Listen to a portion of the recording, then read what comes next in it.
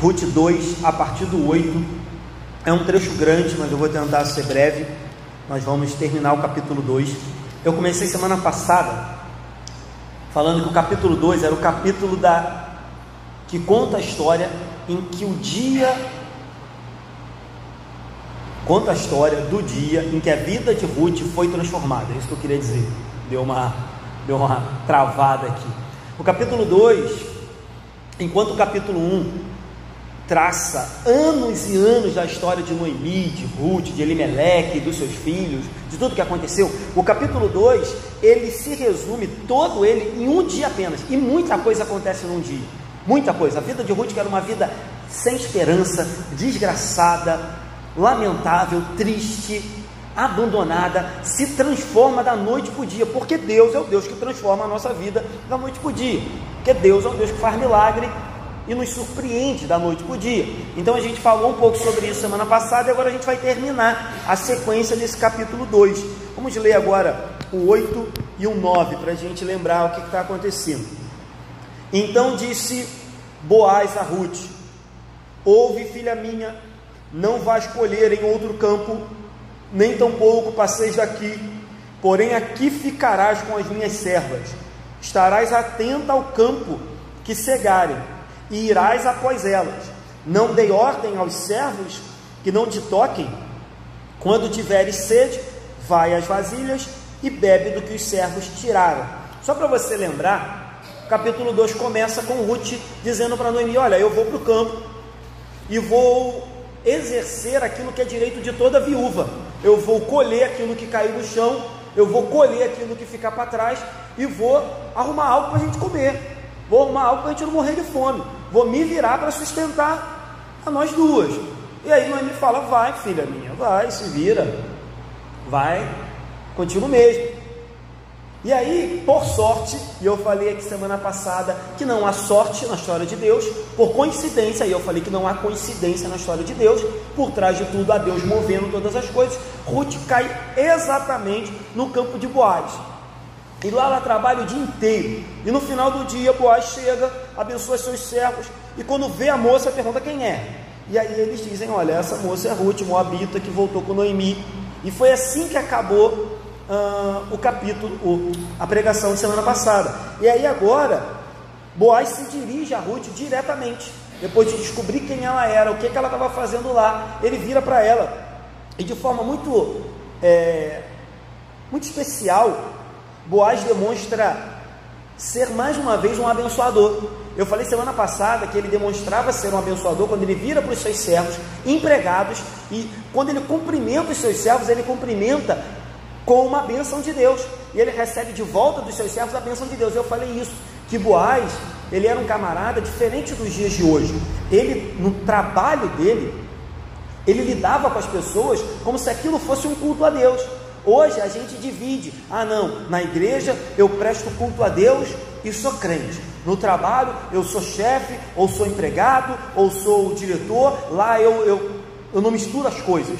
Mas não é isso que a gente aprende na Bíblia. Na Bíblia a gente aprende que nós somos crentes em todos os lugares, em qualquer lugar, em qualquer função que a gente estiver desempenhando. Então Boaz era um abençoador, e agora ele demonstra mais uma vez que ele era um homem cheio de graça. Ele vira para Ruth, uma mulher pobre, viúva, estrangeira, uma mulher desconhecida, uma mulher totalmente indefesa. Ela não podia exigir nada, embora a lei desse direito às viúvas de colher o que caía no chão, se os homens batessem pé e falassem: olha, aqui você não vai colher. E acontecia muito isso. Eu estava lendo um livro que dizia que, claro, o ser humano sempre foi pecador, embora a lei dissesse que as viúvas tinham o direito de colher. E aí os operadores do direito aqui vão entender. Diz o livro que eu estava lendo que a lei, ela era meio que imperfeita, igual as nossas leis dos dias de hoje. Ela não era totalmente perfeita, ou os homens arrumavam uma brecha na lei para burlar. Aí o que eles faziam? Diziam assim: olha, a lei diz que vocês têm direito de colher, mas não diz quando. Então vocês fiquem aí no cantinho de vocês, esperem os servos fazerem todo o trabalho. No final vocês vão lá e ver se sobrou alguma coisa. E aí o que os homens gananciosos, pecadores, faziam? Eles não deixavam nada. Eles mandavam os servos colher até o último grão, varreu o chão, de forma que quando as viúvas, o pobre, o estrangeiro, o órfão, ia lá catar alguma coisa para ver se sobrou uma xepa, não achava nada. Então Ruth poderia passar por isso, mas diferente, Boaz vira para ela e diz: olha, minha filha, eu vou ser um canal de bênção na tua vida, eu vou ser o instrumento de Deus na sua vida. Eu vou te dizer o seguinte: não só vou deixar você colher hoje, como vou dizer o seguinte, e aí ele começa a tratar ela como filha: não vá para outro campo, fique aqui com as minhas servas. E aí ele diz no 9 assim: porque eu já disse aos meus servos que não te toquem. Então, como eu disse semana passada, sim, era comum as mulheres serem maltratadas, abusadas e quem sabe até estupradas. Boaz, claro, já falei aqui, é um tipo de Cristo, e ele demonstra mais uma vez o amor de Deus em miniatura, claro, em nos socorrer quando a gente não merecia, em nos amar quando a gente não tinha direito. E aqui é exatamente o que acontece na vida de Ruth. Boaz vai além do que ela precisava, vai além do que ela merecia, vai além do que os outros homens e fazendeiros faziam, ama Ruth simplesmente por amar. A gente ainda não está falando de um amor aqui sentimental, já já a gente vai entrar nesse assunto, mas ele a ama simplesmente porque entende que ela era uma miserável que precisava de ajuda. Então Boaz mais uma vez nos ensina que o amor de Deus é um amor incondicional, é a graça de Deus se revelando. Muitos se falam, pastor, a graça de Deus está só no Novo Testamento, no Antigo Deus era um Deus carrancudo, um Deus bravo, um Deus que castigava. É verdade, Deus era um Deus bem irado, e ainda é, mas a graça de Deus já está em todo o Antigo Testamento. O que Boaz está fazendo aqui é graça. O que é graça? É favor imerecido. O que é graça? É quando você paga o preço para ajudar alguém que não merece. O que é graça? É quando você simplesmente se sacrifica ou faz um favor para alguém sem querer nada em troca, porque aquela pessoa não tem nada para te dar. Era o caso de Ruth. Então Boaz aqui, de novo, num sentido um pouco menor, ele retrata o relacionamento de Cristo com a igreja. Ele retrata, Boaz é como se fosse um Cristo e Ruth é como se fosse eu e você, a igreja sendo abençoada mesmo quando não tem direito de reivindicar nada. Então ele segue, e como eu disse, não apenas permite que Ruth trabalhe no seu campo, mas ele já a equipara a uma trabalhadora. Ela agora não seria apenas mais uma mulher que é catachepa, ela seria uma mulher que teria direito à provisão que os empregados tinham e à proteção que os empregados tinham. Ele diz, se tiver sede, bebe, já a gente vai ver também. Ele diz, se tiver fome, come, quando todo mundo parar para comer, você vai comer. Já mandei para os meus empregados que não deixem ninguém te tocar, e você vai colher aonde as minhas servas forem, você vai atrás. Então, novamente, Boaz está representando Deus na minha e na sua vida. Ele olha para Ruth e não apenas faz um favor para ela, ele olha para Ruth e ele é provedor. Ele provê, ele diz, se tiver fome, coma, se tiver sede, beba. E ele é protetor, ele diz, olha, já dei ordem para que ninguém toque em você. E é mais ou menos assim que Deus lida conosco. A gente bem sabe que em determinadas circunstâncias Deus castiga, sim, Deus dá um puxãozinho de orelha, Deus nos repreende, mas no geral, Deus é o nosso provedor, Deus é o nosso protetor, Deus é aquele que nos abençoa com graça constantemente. A Bíblia diz que Ele é o nosso escudo e proteção, socorro bem presente na hora da tribulação. Ruth encontra isso na vida de Boaz. Nós encontramos isso na presença do nosso Deus. Embora hoje possa haver servos de Deus que vão nos ajudar, assim como Boaz ajudou a Ruth, a nossa proteção final, o nosso sustento final, a nossa esperança final, como leu Lara aqui no início do culto, é o nosso Deus Todo-Poderoso. E a gente vai ver isso também. Talvez Ruth ainda não entendesse isso muito bem, mas quando daqui a pouco Noemi vai falar, você vai ver que Noemi entende que, embora Boaz tenha sido um grande abençoador, Deus estava por trás de todas as coisas. Deus era o motivo dessa bênção, Deus era a esperança final delas, e não Boaz. Boaz era só um homem, certo?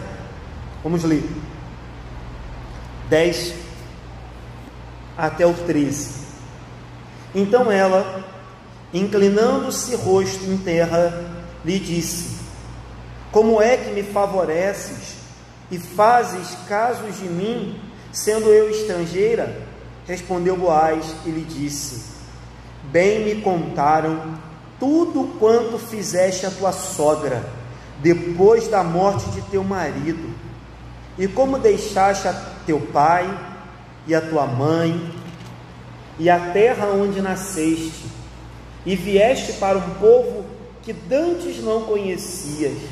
O Senhor retribua o teu feito, e seja cumprida a tua recompensa do Senhor, Deus de Israel, sob cujas asas vieste buscar refúgio. Disse ela: tu me favoreces muito, Senhor meu, pois me consolaste e falaste ao coração de tua serva, não sendo eu nem ainda como uma de tuas servas. Vamos parar aqui. A primeira coisa que me chama a atenção aqui é que Ruth é humilde. E eu falei isso já semana passada também, que às vezes a gente fica com vergonha de momentos da nossa vida em que a gente precisa ser humilde. Às vezes a gente fica com vergonha de trabalhos simples. Às vezes a gente fica com vergonha de pedir. Ruth não tem vergonha, Ruth é humilde. Ruth não tem soberba, arrogância, prepotência. Ela simplesmente se humilha. E aí, assim que ela escuta as palavras de Boaz, o texto diz que ela se lança em terra, ela se curva diante dele e reconhece que o que ele estava fazendo era um ato de graça, era um favor completamente merecido. Ruth entendeu que ela dependia da graça de alguém, dependia da graça de Deus, e que Boaz era esse homem, e ele a abraça como uma mulher da própria família, ainda não da família dele, da família de Deus, quando ele diz assim: filha minha, o Senhor te retribua. O Senhor, no versículo 12 ele diz: sob cujas asas você veio buscar refúgio. Boaz olha para ela não mais como uma estrangeira, não mais como uma mulher que adorava ídolos, uma mulher de um país estranho. Boaz olha para ela como uma mulher que era serva de Deus tanto quanto ele, e sendo serva de Deus, ela era da mesma família que ele, a família de Deus. Então ele vira para ela, a abraça e diz: olha, eu sei o que você fez. Você largou teu pai, tua mãe, tua terra, teus amigos, largou tua família, largou os teus deuses. Você fez tudo isso para abraçar um Deus que você não conhecia, um povo que você não conhecia, uma terra que não era sua. Agora Deus lhe retribua. É muito engraçado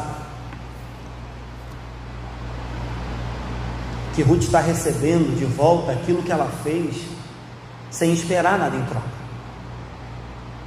Noemi diz: vai embora porque eu não tenho mais nada para dar para vocês, sou velha, não tenho filho, se eu casar de novo vai demorar um tempão para eu ter um filho, e ele ficar adulto, vai embora.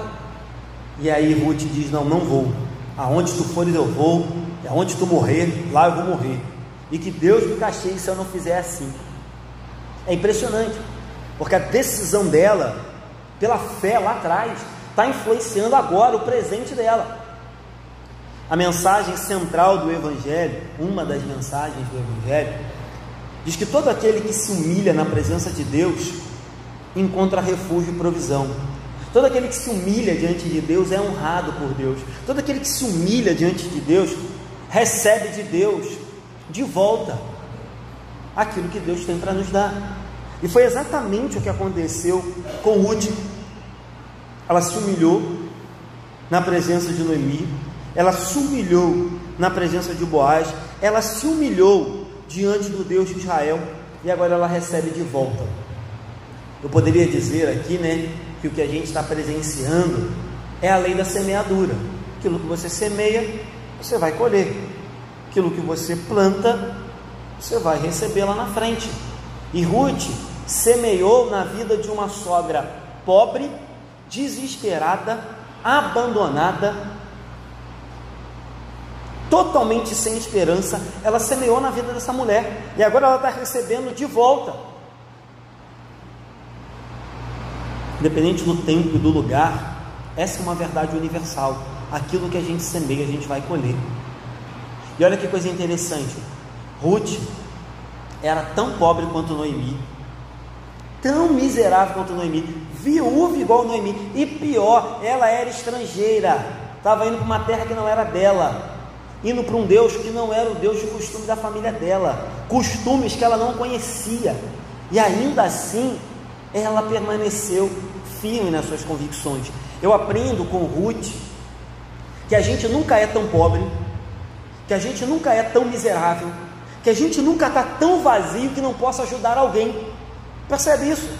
Ruth era pobre igual a sua sogra, viúva igual a sua sogra, mulher igual a sua sogra, desempregada igual a sua sogra, e ainda assim ela conseguiu ser bênção na vida da sua sogra. Quero chamar a sua atenção e a minha, e dizer que talvez a gente tenha muito mais do que Ruth, e às vezes a gente fica assim, não posso ajudar fulano não, se eu pudesse eu até ajudava, se eu pudesse eu até faria algo em favor dele. Meu irmão, pare com essa bobagem, a gente tem muito mais que Ruth, e te digo mais, ainda que você não tenha e se esforce, Deus há de prover, Deus há de prover. O problema é que a gente fica muito preso a questões financeiras, e acha que só pode ajudar alguém com dinheiro. Não, se eu tivesse dinheiro eu ajudava fulano. E quem disse que fulano precisa só de dinheiro? Eu vou falar sobre isso aqui na frente, mais sobre isso. Quem disse que fulano só precisa de dinheiro? Quem disse que você só pode ajudar fulano de forma financeira? Então aprenda com Ruth algo que eu aprendi lendo esse texto, que a gente nunca está tão mal que não possa ajudar o outro, e ainda que estejamos mal, ajuda a si mesmo, irmão, que Deus vai abençoar os dois. É melhor dois ruins do que juntos, né? Do que cada um do seu canto. Aprende com Ruth, meu irmão. Não há circunstância aonde o servo de Deus não possa ajudar outro servo de Deus. Mesmo na sua dor, há a oportunidade de você ajudar alguém. Mesmo no seu sofrimento, há a oportunidade de você ajudar alguém. Mesmo na pior experiência da sua vida, há a oportunidade de você ajudar alguém, ensinar alguém, caminhar com alguém. As palavras, aí que eu disse que eu ia falar sobre dinheiro, as palavras de Boaz foram mais do que uma ajuda, elas foram um conforto, porque ela diz assim: tu me favoreceste muito, Senhor meu, pois me consolaste e falaste ao meu coração. Mais do que pão, ela precisava de pão. Mais do que um emprego, mais do que dinheiro, Ruth precisava de consolo. Ruth precisava se sentir alguém. Ruth precisava se sentir confortada, consolada, abraçada. Ela queria ser parte de alguma coisa. Ela não era ninguém. Ela e Noemi estavam perdidas. E aí quando Boaz demonstra por ela mais do que um favor, ele demonstra carinho, amor, misericórdia, graça. Ela diz: o meu coração foi consolado. Por isso que eu disse que nem sempre as pessoas querem dinheiro. A gente fica dizendo: não, se eu tivesse dinheiro eu ajudava, se eu tivesse dinheiro, já falei isso aqui, mande mensagem para os missionários, mande um áudio no WhatsApp, ore por eles. Se eu tivesse dinheiro eu ajudava mais os missionários. Mas quem disse que eles precisam só de dinheiro? Ruth precisava se sentir amada, e as atitudes de Boaz fizeram isso com ela. Ela diz: consolaste o meu coração, não sendo eu nem ainda uma de suas servas. Então, meus irmãos, vamos lembrar disso. As pessoas não são carentes só de alimento, elas carecem de graça, de amor, de misericórdia, de alguém que as escute, de alguém que as abrace, de alguém que as console, de alguém que caminhe com elas, de alguém que dê conforto, de alguém que dê orientação. As pessoas precisam de muito mais do que dinheiro. E se você não tem dinheiro, amém, dê daquilo que você tem. Outra coisa, você vê que Ruth rapidamente,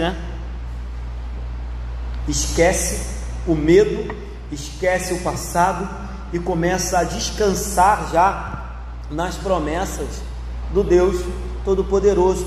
Rapidamente ela começa a vislumbrar a mão de Deus e o refúgio de Deus, que Boaz diz: você veio buscar debaixo das asas do Senhor refúgio, então encontrará.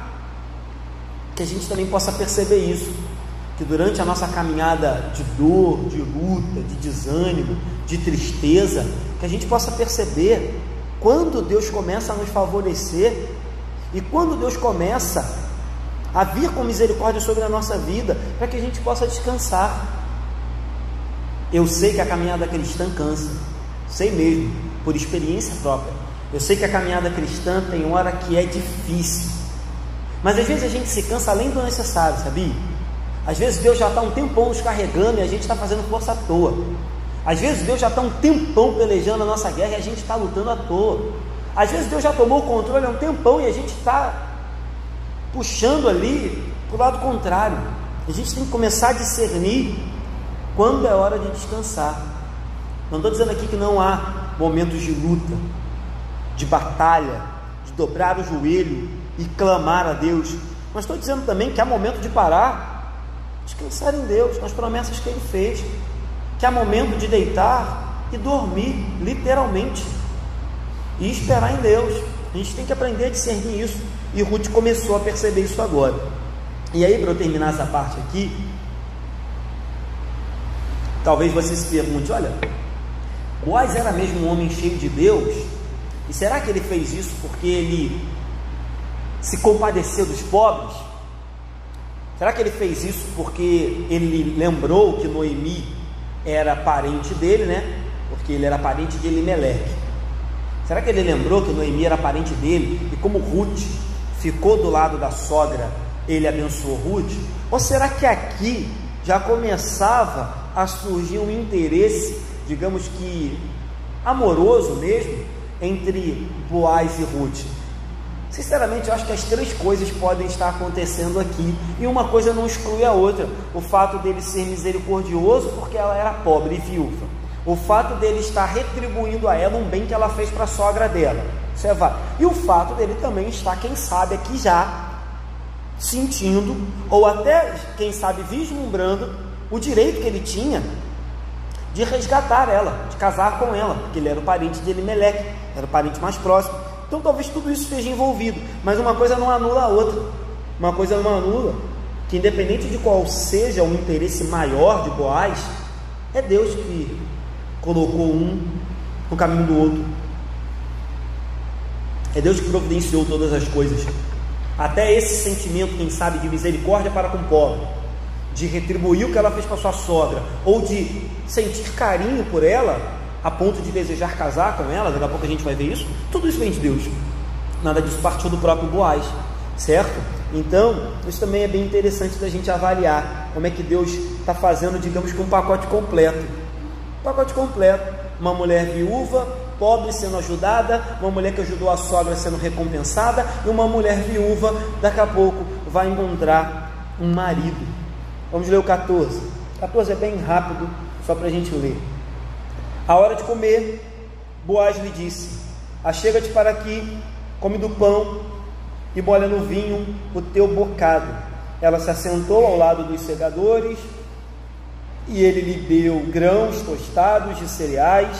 Ela comeu e se fartou, e ainda lhe subjugou. O que mais chama a atenção aqui é que essa cena se aproxima muito com a ceia de Jesus Cristo, né? Eles estão assentados numa mesa, ele pega do pão, compartilha com ela, pega do vinho e compartilha com ela, e ali todos comem e bebem junto. Isso é muito legal, essa cena, talvez essa sombra, esse apontamento para algo que haveria de acontecer lá na frente. Mas outra coisa que me chama a atenção aqui de novo, do caráter de Boaz, é que ele está sentado comendo com os empregados. Ele não chama a Ruth num cantinho e fala: olha, faz uma mesa ali num cantinho para mim e para a Ruth. Ele senta com os empregados, sabe? Ele não se acha melhor, ele não se acha superior, ele não se separa do povão, ele está comendo junto, sabe? Isso é outra coisa que a gente tem que aprender. Às vezes a gente prospera na vida, às vezes a gente cresce na vida, ou às vezes a gente vira pastor. Tem pastor que é assim, infelizmente, e começa a achar que a gente tem que ter um tratamento diferente dos outros, que a gente tem que, sei lá, ter prioridade, preferência do que os outros. E não é assim. Eu olho para Boaz, um fazendeiro rico, e ele está sentado comendo com os empregados a mesma comida. Lembro muito lá do quartel, quando eu fui militar. Lá tem uma coisa que é ridícula. Tem coisas no militarismo que são ridículas. Todo militar praça, todo militar soldado, esse de baixa patente, ele tem um valor descontado do seu contra-cheque, que é para sustentar o rancho, a alimentação.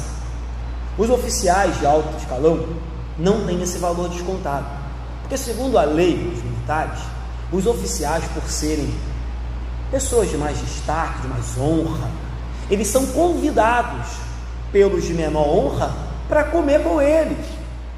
E aí quem ganha menos é que paga. Mas o pior não chegou ainda não, calma aí, se isso aí já é um absurdo, o que ganha menos pagar para o que ganha mais, o soldado que ganha R$2.000 pagar para o coronel que ganha 20, se isso já é um absurdo, vou te dizer o pior. Sabe o que acontece? Quando você entra no refeitório, há um refeitório para os soldados e outro para os oficiais. Eles são convidados, mas não comem com os pobres. E vou te dizer mais, a comida é diferente. A comida que se serve para os oficiais é melhor, mas quem paga, quem come é pior. Gente, isso é o pior dos absurdos, um dos piores absurdos que eu já vi no militarismo. É ridículo isso, mas é mais ou menos assim que a nossa sociedade funciona. É assim que funciona. E não é isso que Boaz faz.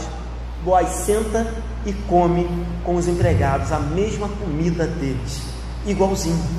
Boaz é uma pessoa que nos ensina também humildade, assim como Ruth ensina.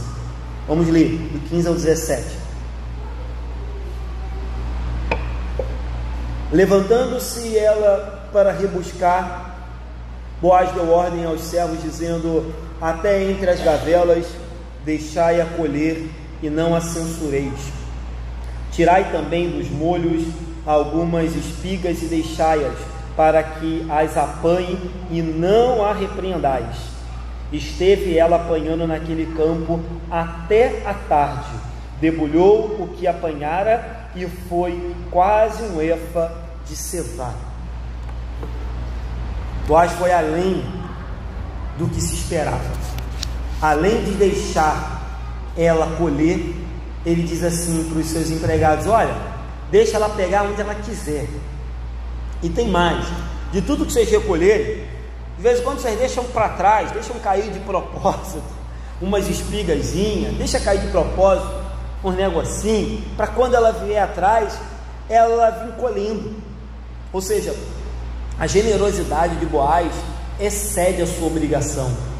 Outra coisa que eu quero chamar a atenção dos crentes: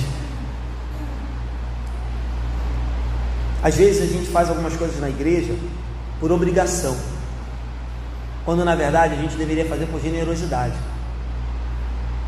E há um grande problema, porque quando a gente faz por obrigação, a gente cumpre só aquele ali que era a nossa obrigação fazer e faz resmungando, carrancudo. Mas quando a gente faz com generosidade, a gente excede aquilo que nos foi dado a fazer. Eu poderia, por exemplo, falar aqui da questão da contribuição nas igrejas.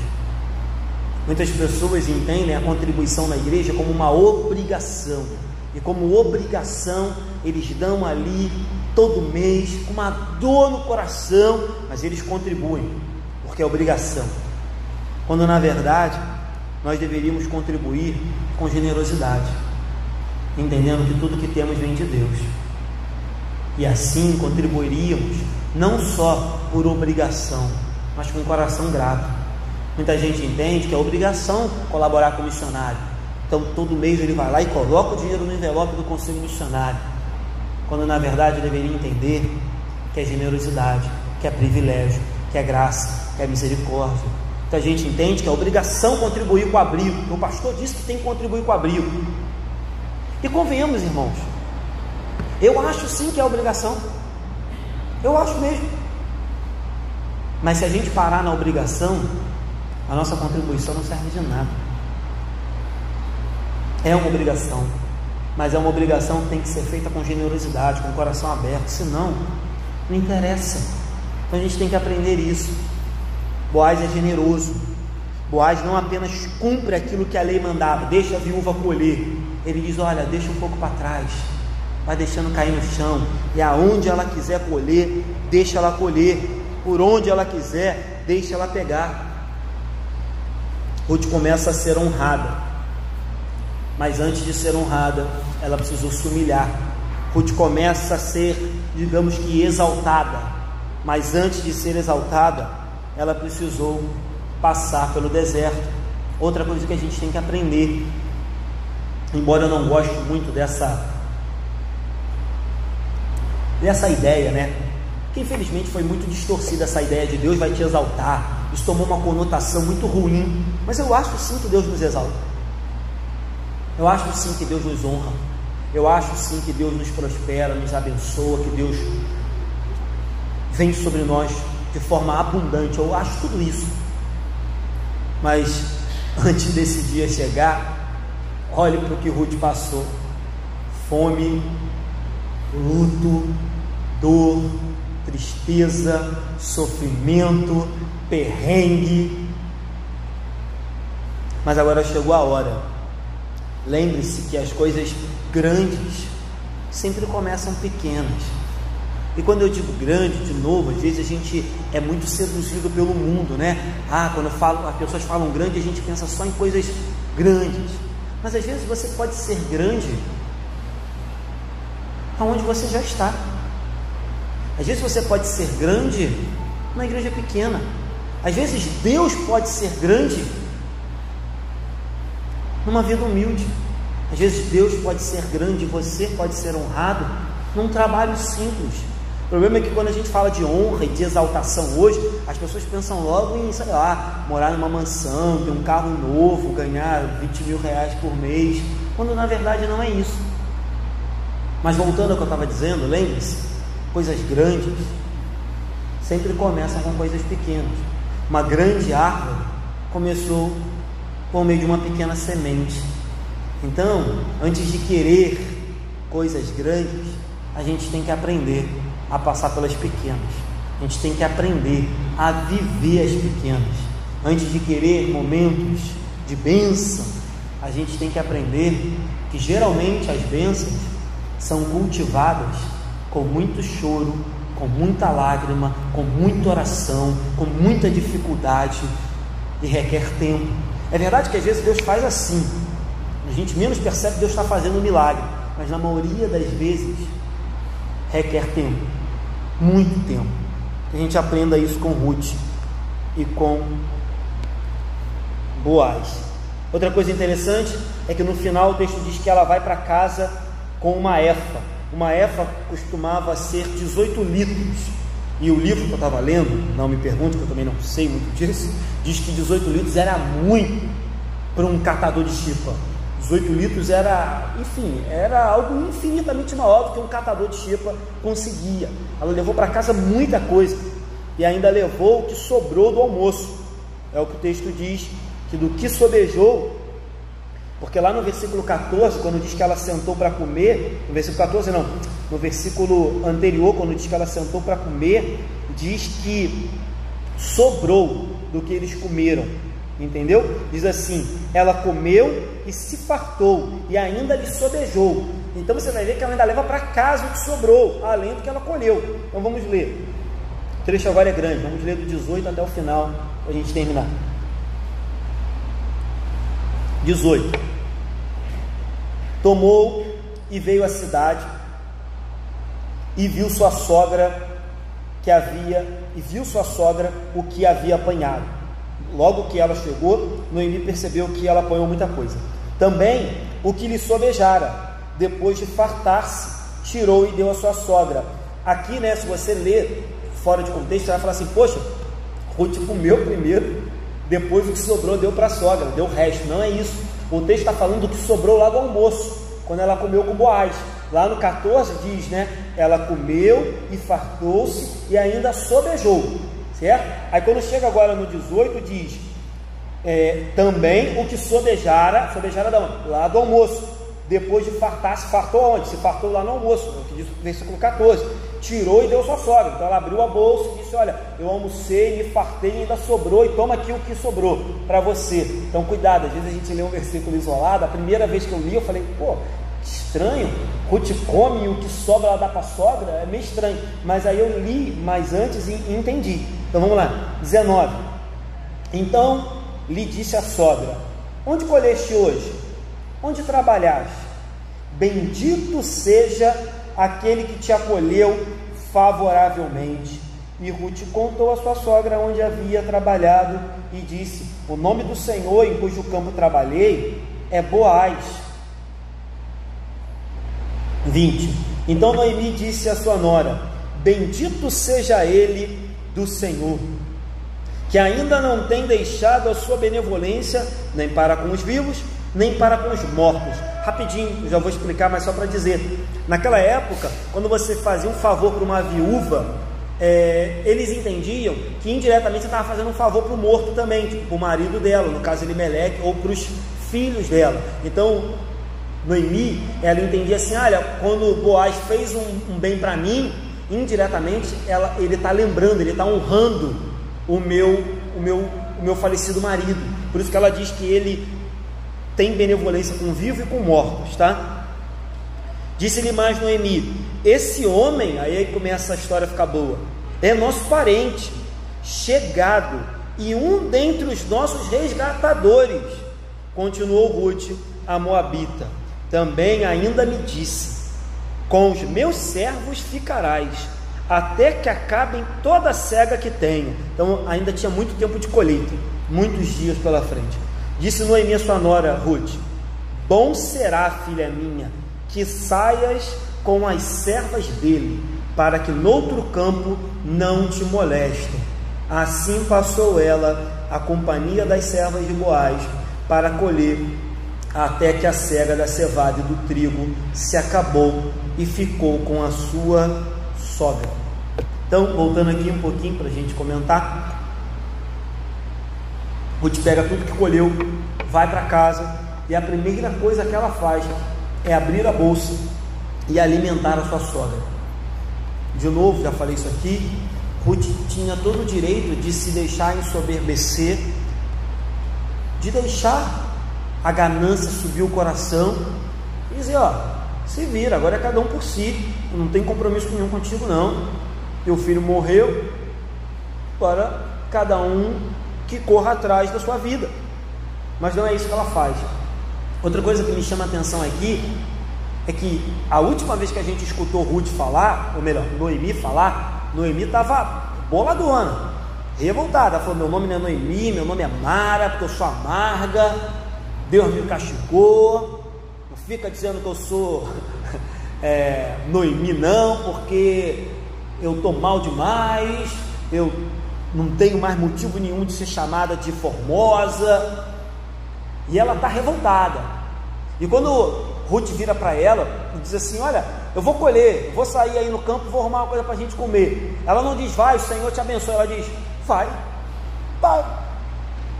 E agora, quando Ruth volta e ela vê, e aí, né, Noemi precisou ser igual Tomé, precisou ver para crer. Quando ela vê a boa mão de Deus, quando ela vê como Deus tinha abençoado Ruth, como as coisas estavam mudando, ela começa já a bendizer Deus. Ela começa a dizer: bendito seja aquele que te acolheu favoravelmente. E aí, quando ela descobre quem era e que o homem era Boaz, aí que ela fica mais empolgada ainda. É muito legal perceber isso, mas isso também é um alerta para a nossa vida.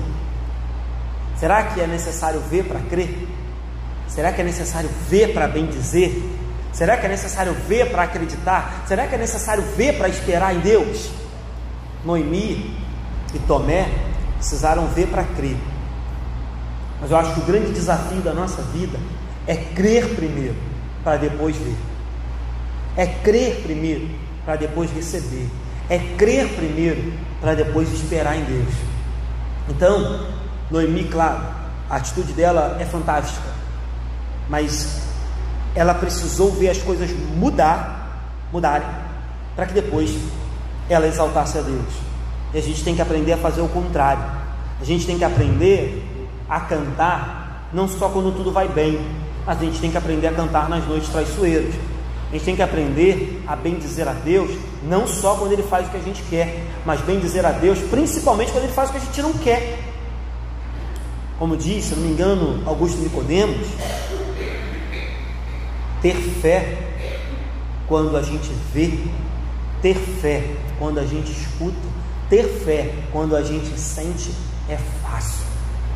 Difícil é manter a fé quando a gente não vê nada, não escuta nada, não sente nada, mas tem que crer que o nosso Redentor vive. Aí é difícil, irmão. Aí o bicho pega. Aí a nossa fé é provada. Ter fé, quando eu estou vendo Deus se manifestar poderosamente, quando eu estou ouvindo a voz de Deus todo dia, quando eu estou sentindo Deus a cada culto, é normal, irmão. Até o incrédulo sentar aqui e ver o poder, tá a escada, ele se arrepiar e dizer, glória a Deus, sentir o poder. Mas quando você não vê nada, não escuta nada, não sente nada, aí a gente prova a nossa fé. Então o desafio para a minha vida, para a sua vida, com respeito a essa passagem, é crer, mesmo que a gente não veja nada, certo? Mas enfim, Noemi deixou a lamentação de lado, começou a glorificar a Deus, começou a exaltar a Deus. Eu queria lembrar um pouco do que eu falei aqui no culto de Réveillon. A gente falou sobre a alegria de servir ao Senhor.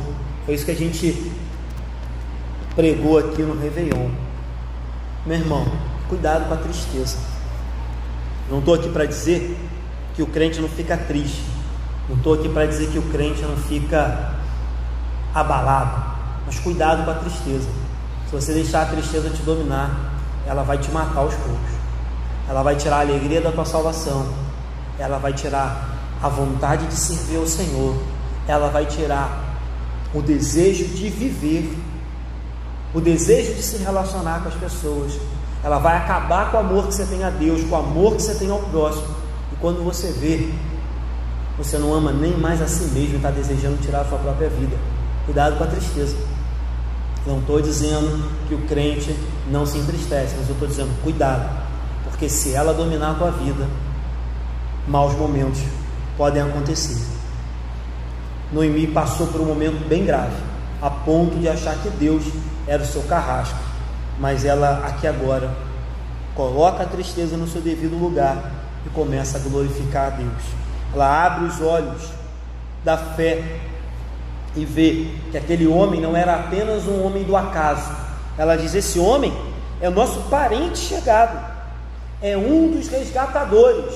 E é aqui talvez Noemi e Ruth já começam a vislumbrar que aquele homem poderia casar com Ruth e mudar a história delas. Mas aonde que está a fé de Noemi? Está em Boaz? Não, a fé dela é claro que está em Deus, porque quem instituiu a lei do resgatador foi Deus, quem instituiu a lei do levirato foi Deus. Então ela diz: olha, realmente Deus está nesse negócio, porque esse homem não é apenas um homem misericordioso, ele é alguém que pode realmente mudar a nossa história.